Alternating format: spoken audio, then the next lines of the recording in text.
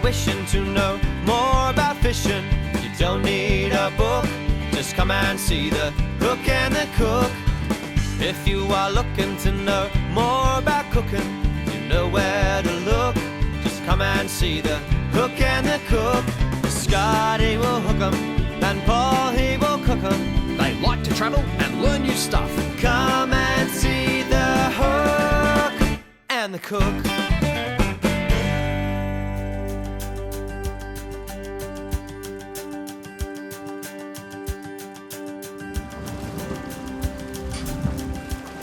Botany Bay is right at Sydney's doorstep. It's been my playground since I was a kid.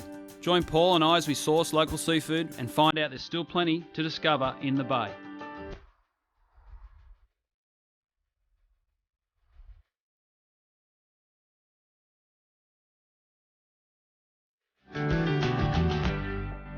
Botany Bay is Sydney's major commercial terminal, and for many years Botany Bay was fished commercially, but now it's Sydney's latest recreational haven. And for thousands of years, the Indigenous people of this area fished Botany Bay.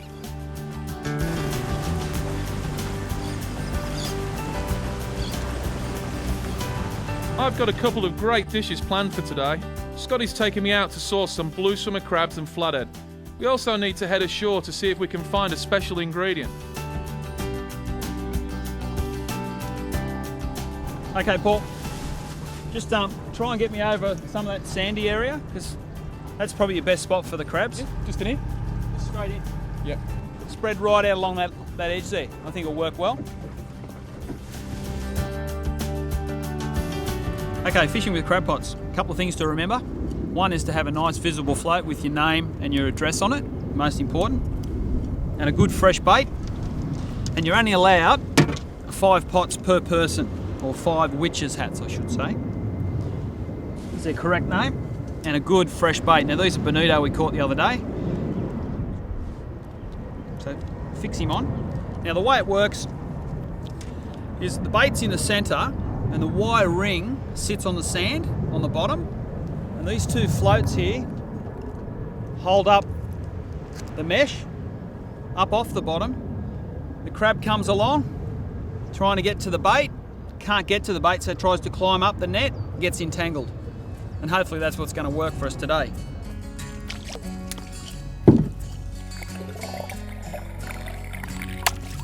And there you have it, fishing for crabs.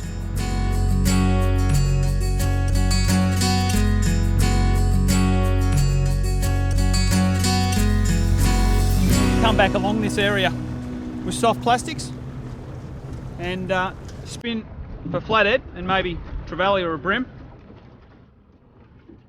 And then about every 20 minutes we want to check the pots.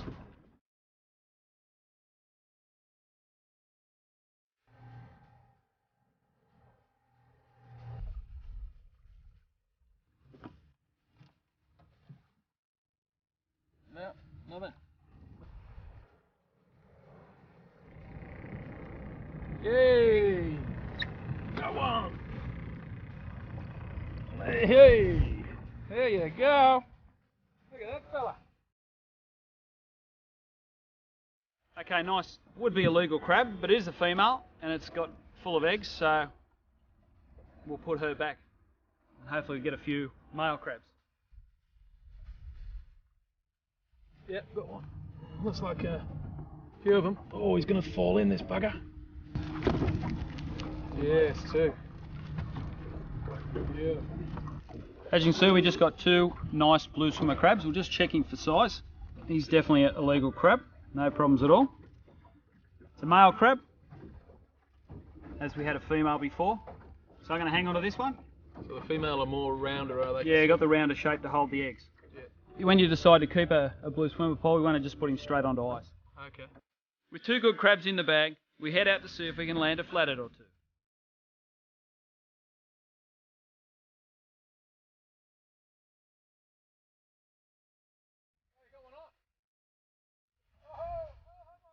Oh, it's the trevally.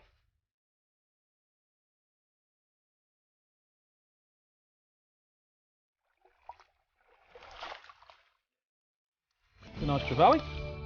Beautiful trevally. He's absolutely hammered that plastic. Now What do you reckon, Paul? Hang on to that one? I think we're going to have to hang on to him. The flathead been a little bit slow at the moment. After the break, we chased some dusky flathead in the bay.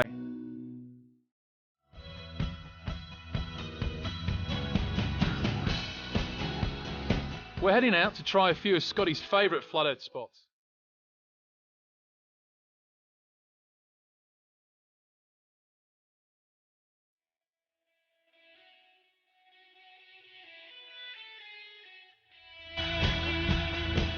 Okay, I love little dusky flathead there. We're working in an area just wide of Towra, lots of sand patches and weeds, and the good pair of polarised sunglasses will pick that out for you. Oh, I feel like a floody, mate. Nah, dropped him. Dropped him. Dropped it.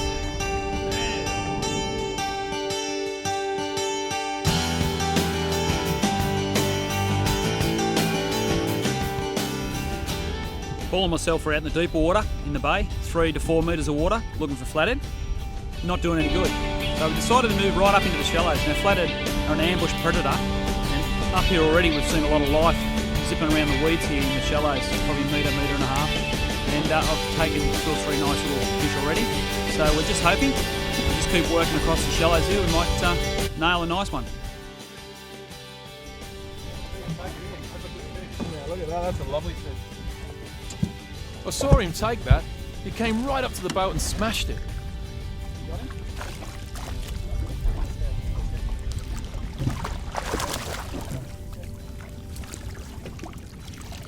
Looks like we're going to hold on to that one, mate. Definitely we're going to hold on to that one.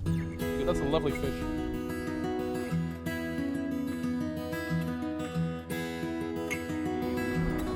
There's a better fish. Flathead. Just grabbed it right here.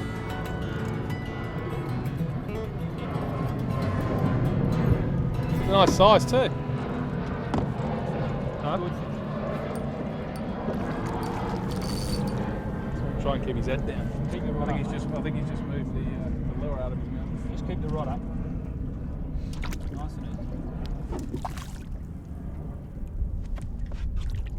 Walking back a bit. There we go. Oh, and the cook's into one. Finally, pressure's off.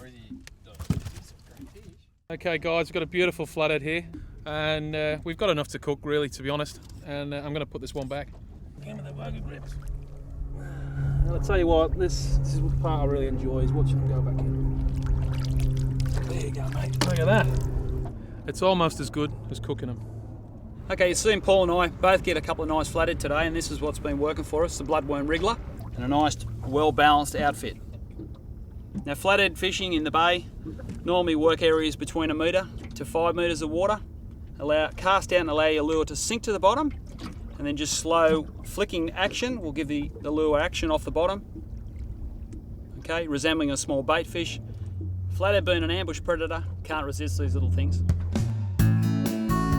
With our blue summer crab and flathead on ice, it's time to head ashore.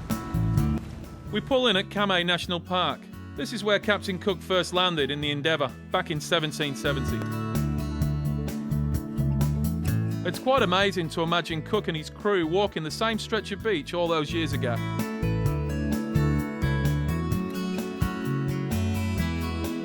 Okay, a couple of the beautiful blue swimmer crabs we caught earlier today. So what we're going to do now is just clean them, ready to cook them up, have Paul cook them for us. So we'll just take that flap off and run the knife straight through the middle. 2 nice halves. And these have been in ice, which is the best thing to do with your crabs once you cook them, straight onto ice to kill them.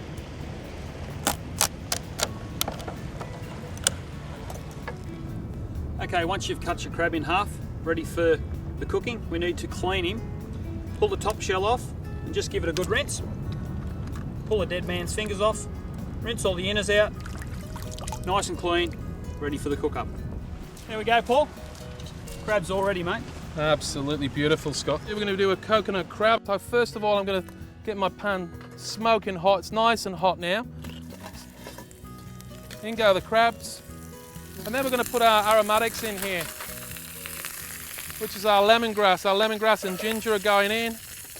Now we've got to move fairly quickly because we don't want to burn these aromatics. But what we do want to do is release the natural oils in the chili, the lemongrass, and really get some flavour into there. There's plenty of chili going in there. Okay, I'm going to add my little bit of coriander root, not too much. And we're going to give this a good stir. Kaffir lime leaf's going in there now. And what we're going to be adding to all this is our coconut milk. The smells that are coming off this dish are absolutely superb. Okay, you can add that in there now.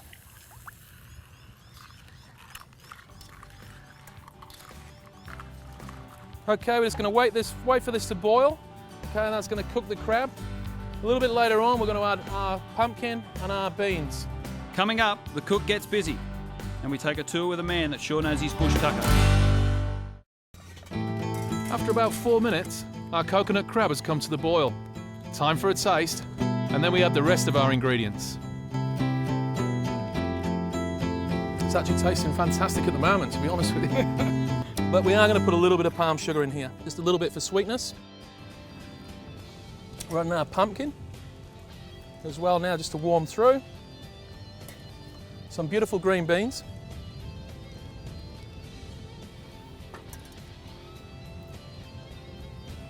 A little bit more kaffir lime leaf.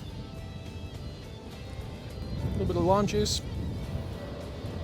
The one last thing that I need to put in there is a little bit of saltiness. This is our fish sauce. Not too much. We're going to mix that all around. It's looking good, mate. Looking good. Okay, just going to have a taste of this now.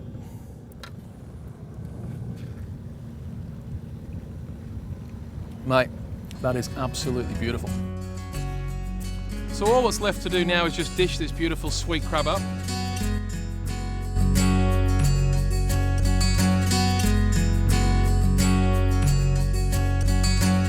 Pop that on the platter.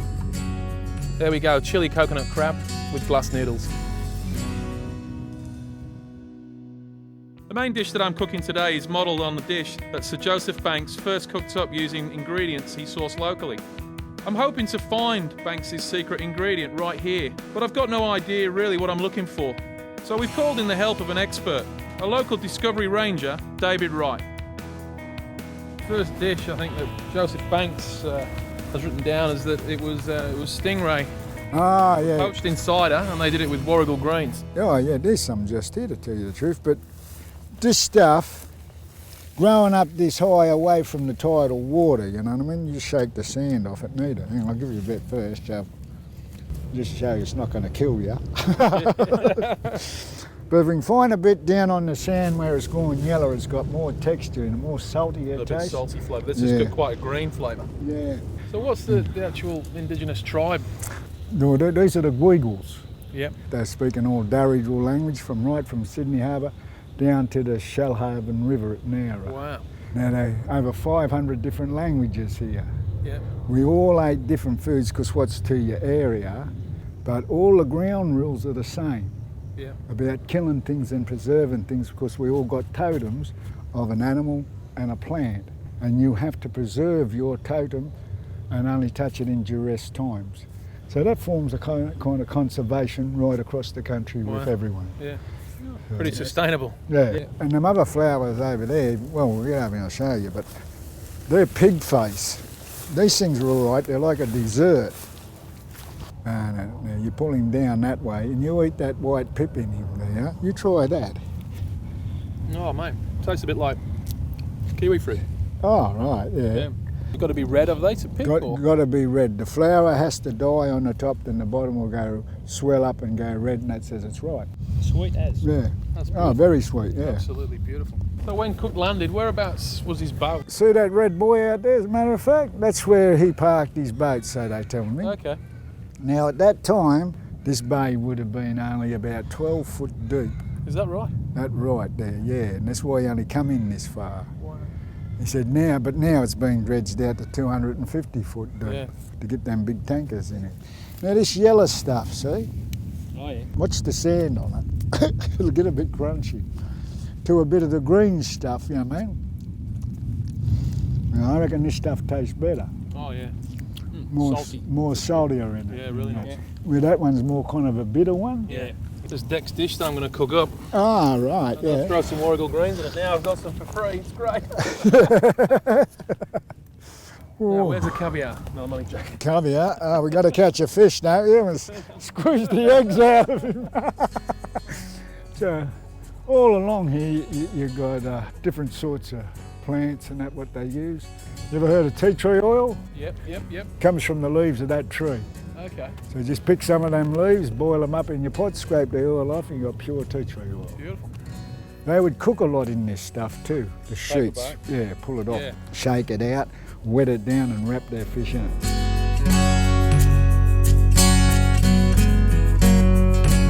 Thanks very much, mate. It's all Thanks right. for the warrigal greens. Okay, Thanks, thanks, Dave. Dave. Thoroughly enjoyed that. Yeah, Really it's good. the seniors. Mate, an absolute wealth of knowledge, let me tell you. Right, Euro fellas, that's Yeah. the word for goodbye in that language. So, Thank you yeah. very, very much. And coming up next, it's over to Paul to cook his pan-seared flathead fillets.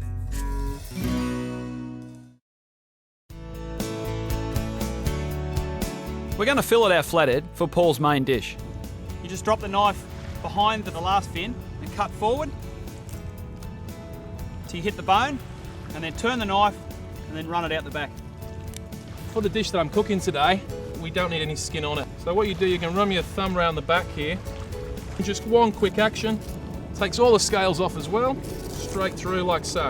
And we have an absolutely beautiful piece of white flathead fillet, which I'm now going to cook up at the monument. The monument marks a spot where Cook and his crew first landed in Australia back in 1770.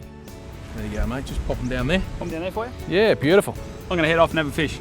I'll leave You're it out with of you. here, mate. Yeah, to the right. You're going to help me with the washing up? Any chance, on my way. The first European dish that was ever cooked in Australia was stingray wings. They were poached in cider with warrigal greens. So I've got an inspired dish, but instead of using stingray, we've got some beautiful flathead today, and that's what I'm going to use. We're going to have pan-seared flathead fillet, pea puree, warrigal greens, some prosciutto, and we're going to finish it with a nice cider dressing. The first thing that we have to do with our flathead is take out the rib bones. Okay, we've taken that rib bone out there. That's a beautiful piece of boneless fish now. Now, if we're going to give this to our kids, just to be safe, always give them the tail around about here. There's definitely no bones in there. And there we've got two beautiful portions of flathead fillets. We're going to make the salad now. Finely slice our red onion, fennel, and apple, then add our baby beetroot herbs. We've just got some little fennel tops here as well, and we're going to toss this all on top of our flathead fillets. The next step that we're going to be doing is making our pea puree. We drop our peas in boiling salted water for 5 minutes.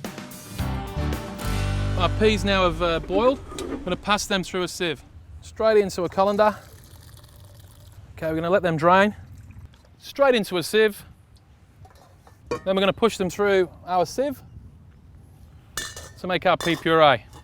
I'm just going to let that pea puree down with a little bit of cream to thin it out for the sauce. So I've not really had to put anything in this because the peas are so sweet. And this is going to be the base to our dish. That's all we need. Pea puree done. To make our cider vinaigrette, add some quality olive oil, a splash of apple cider vinegar, a pinch of sugar, and salt and pepper. We're just going to whiz that up, and hey, it's emulsified. And that's our vinaigrette. Simple. Now we've got our warrigal greens that Dave gave us, and he tells me that the yellow ones are the best, but I have thrown a little bit of green in there for colour. We're just going to pick these off. We're going to treat them exactly how we would do with spinach.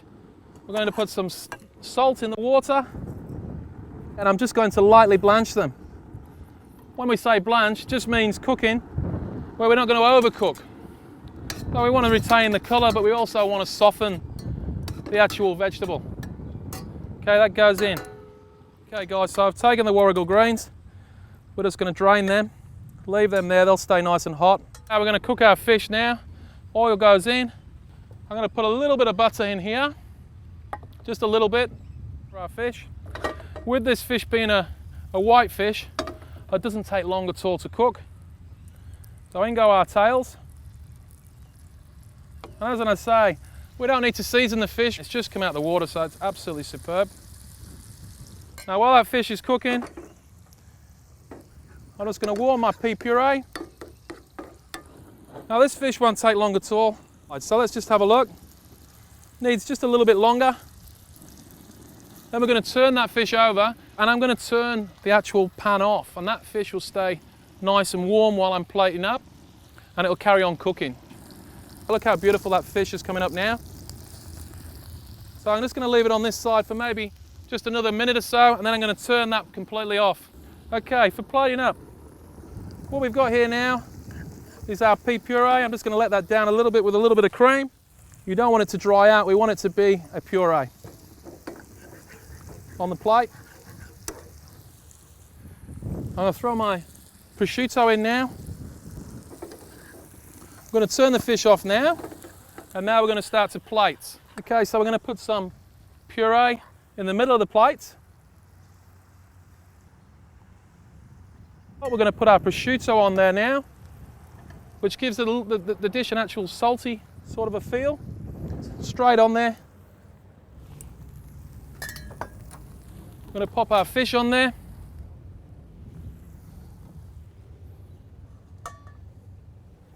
And now we're going to top this with our salad.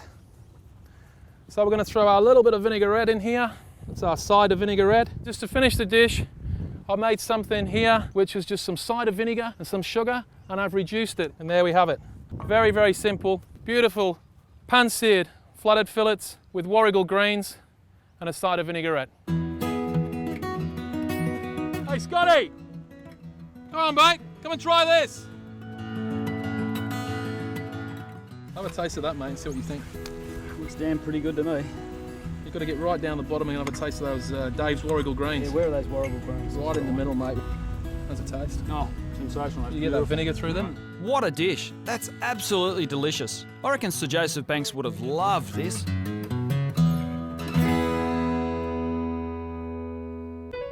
Okay. I can't do it. He's making me laugh. He's got a gob full of chocolate and going like that to me going, Is that hat looking good? dish that they cooked you.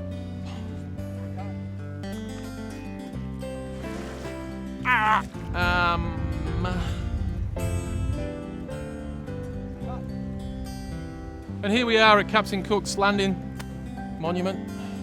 So what we've done today,